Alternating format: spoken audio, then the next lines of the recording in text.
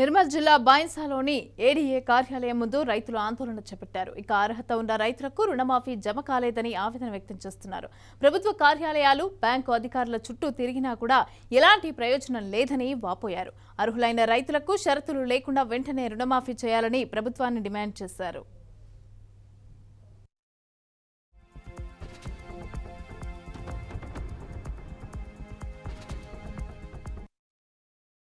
ఇద్దరు ముగ్గురు ఉన్నాం. మనం 2 లక్షల మాఫీ కావాలి. బ్యాంకుల చుట్టూ తిరుగుతున్నాం. మేము బ్యాంక్ కూడా జవాబు ఇస్తలేడు. అగ్రికల్చర్ మరి ఎన్ని ఉన్నాయి, ఏదైనా ఒకటి పెద్ద అమౌంట్ మాఫీ చేసి చిన్న అమౌంట్ వాళ్ళకన్నా కొట్టుండి. కానీ మేము అవిటి చుట్టూ తిరగలేము, లేకుంటే బ్యాంకుల్లో వచ్చే సుఖ మేము ఊళ్ళల్లో రానియ్యం. మళ్ళీ వసూలుకి వస్తాయి. మాకు 2 లక్షల మాఫీ చేస్తాను. 2 లక్షల మాఫీ మాకు ఎన్ని పేర్లను ఉన్నా మాకు 2 లక్షల మాఫీ చేసి తీరాలి.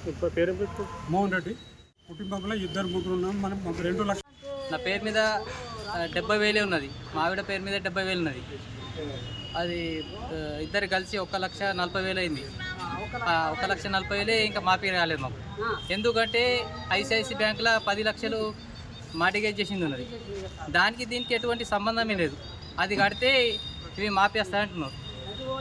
మరి అవిడికి ఇవిడికి ఏం సంబంధం ఉన్నది? మీరు 2 లక్షలు అన్నారు, 2 లక్షలు సీదా చేయాలి అయిపోయా. ఉల్టా సీదా ఫిరాయించి మాట్లాడు ఏంది ఇది?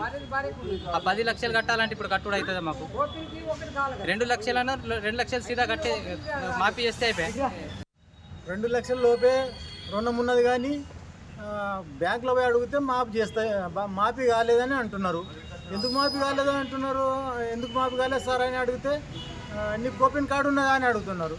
అరే కోపిన్ కార్డు నాకు లేని మాట వాస్తవమే. ఎప్పుడు ఏదో కారణం చేత తీసేసిండ్రు, మళ్ళీ దాన్ని పునరుద్ధరించలేదు.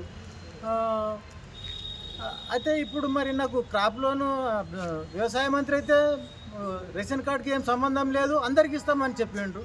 మరి ఇక్కడ ఒక 45% మందికి మాత్రమే శాంక్షన్ అయింది, మిగతా వాళ్ళందరికీ ఈ విధంగా ఆపేసిండ్రు. ఎందుకని ఆపేసారు? రేషన్ అగ్రికల్చర్ ఆఫీస్లో అడిగితే మాకు తెలియదు, మీదికి అడగండి, పైన అడగండి, రేషన్ కార్డు ఉన్న వాళ్ళకి మాత్రమే ప్రస్తుతానికి ఇస్తామని అన్నారు, మిగతా వాళ్ళకి ఇస్తలేరు అంటున్నారు.